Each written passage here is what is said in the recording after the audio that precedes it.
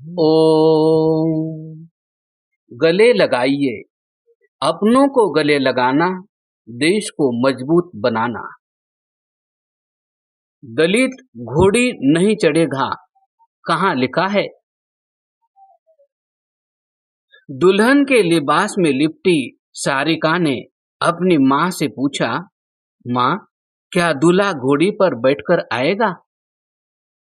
शायद नहीं। हमने तो मना ही किया है कि हम कोई विवाद नहीं चाहते। अब वो जैसा करे। माँ ने दुल्हन बनी बेटी को निराशा भरे भाव से जवाब दिया। पर क्यों माँ? मेरा होने वाला पति सरकारी नौकर है, मैं खुद एक टीचर हूँ। क्या आप भी ये लोग हमें रोकेंगे? वो हमें हैसियत की नहीं बल्कि जाति के वजह से बारात में घोड़ी चढ़ने से रोकते हैं। सारिका ने माँ की पीड़ा को समझते हुए कहा, ठीक है माँ, इन लोगों को आखिर दिक्कत क्या है? मुझे नहीं पता, तू ही जाकर पूछ ले। इस बार माँ ने बेटी को उफनते हुए जवाब दिया। सुखराज सिंह के चबूतरे पर भीड़ जमा थी। एक साथ अनेकों आवाजें आ रही थी। अचानक खैनी ठोकते हुए सुखराज सिंह ने कहा, घोड़े को लगी नाल तो क्या मेढक भी पैर उठाएगा? इनकी इतनी औकात कि हमारी बराबरी करेंगे। आने दो बारात को, या तो पैदल जाएंगे या फिर अर्थी पर। गांव भर में ऊंच नीच के भेद के चलते सारिका की बारात चर्चा का विषय बनी हुई थी।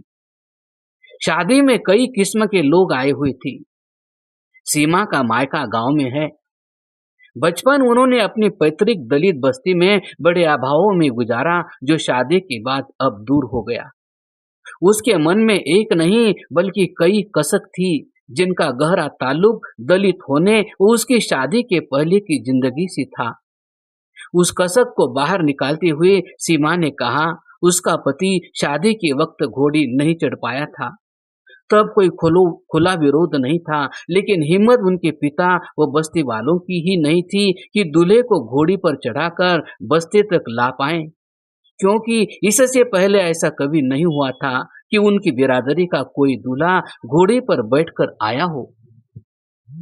पर अब कुछ भी हो जाए, सारिका का दूल्हा राजकुमार की तरह घोड़ी पर बैठकर आएगा और सारिका को राजकुमारी की तरह विदा कराकर ले जाएगा। सीमा कुछ आगे बोलती, इससे पहले उसे कई ने टोका। रहने दे सीमा, क्यों फूस के छप्पर में आग से खेल रही है? तू तो कल शहर चली जाएगी, लेकिन हमारा क्या होगा जानती है? सीमा से अब रहा न गया। बोली, तुम जो चाहो वो करो, मैं अपनी कसक बेटों की शादी में पूरी करूंगी। जब वे ठसक से घोड़ी बैठकर बारात ले जाएंगे और बहुओं को विदा कराकर लाएंगे। दामाद के लिए भी मेरी शर्त यही होगी कि वह जब बारात लेकर आए तो घोड़ी पर ही आए। तभी रमा देवी ने आगे बढ़कर कहा कि बिरादरी के बड़े बूढ़ों ने साफ कह दिया था कि हमारे समाज में ये चोचले आज तक नहीं हुए। कोई एतराज जताए न जताए, पर हम उनके मोहल्लों से होते हुए दूल्हे को घोड़ी पर बैठाकर नहीं ला सकते। आज नहीं तो कल हमें इस दुस्साहस का खमियाजा भुगतना पड़ सकता है। हम ये वीरता दिखाने की मूर्खता नहीं कर सकते। मामला बढ़ चला। कुछ लोग इस पक्ष में थे कि दूल्हा घोड़ी पर चढ़कर आए, तो कुछ इस पक्ष में कि विवाद मोल न लिया जाए। गांव में बैंड बाजे की धीमी आवाज सुनाई देने लगी। सुखराज सिंह का ताव अब की बार अलग ही था। उसने आवेश में अपशब्द बकते हुए कहा, जाकर देखो घोड़ी है या नहीं। दो चार लोग हाथ में लाठी लेकर चलने लगे। अचानक सुखराज के पड़ोस में रहने वाले लड़के ने उन्हें रोका। यह सब क्या है ताऊ जी? उनकी घर बारात आ रही है, इसमें गांव भर की इज्जत है। वो भी हमारी तरह इसी गांव की बेटी है। आप गांव की बेटी में जाति क्यों तलाश रहे हैं? अच्छा, तो 4 दिन शहर की हवा खाकर अब तू हमें गांव के रीति रिवाज और धर्म कर्म सिखाएगा?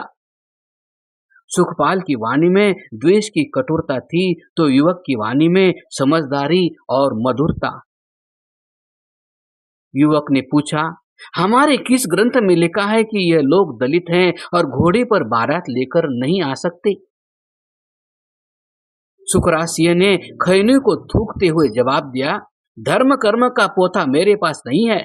बस इतना जानता हूं कि परंपरा और रीति रिवाज भी कोई चीज होती है। इन लोगों को अपनी औकात नहीं भूलनी चाहिए। वही बात मैं कह रहा हूं ताऊ जी। अब की बार युवक की वाणी में भी कठोरता थी। उसने आगे बढ़कर कहा, पहले उनका घोड़ी बैंड बारात का सामर्थ्य नहीं था, तब यह सब नहीं होता था। आज उनमें काफी लोगों की सामर्थ्य है, तो किस बात की परंपरा? किसी की गरीबी और लाचारी को परंपरा से जोड़ना गलत है। आज शहर में जाकर देखें, महंगे होटलों और रिसोर्टों में शादी करने लगे हैं। सिर पर साफा भी बंधता है और गले में टाई भी। तो हर्ज और ऐतराज किस बात का? युवक ने कठोर नजरों से सुखराज की तरफ देखकर शायराना अंदाज में कहा, अगर अभी भी फलक को जिद है बिजलियां गिराने की, हमें भी जिद है वहां आशियां बनाने की। युवक की बात और ये रूप देखकर लोग दो खेमों में बट गए थे। थोड़ी देर बाद बारात नजदीक पहुंचने वाली थी। दूल्हा घोड़े पर सवार होकर जा रहा था। यह सब देखकर सबकी परंपरा बगले झांकने लगी। सुखराज से उलझने वाला युवक अपने कुछ साथियों के साथ हाथ में बंदूक थामे बारात को सुरक्षा दे रहा था।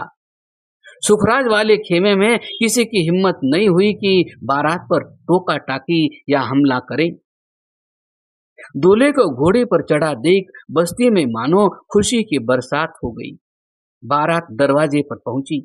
दूल्हा घोड़ी से उतरकर युवक के आगे हाथ जोड़कर धन्यवाद मुद्रा में पहुंचा।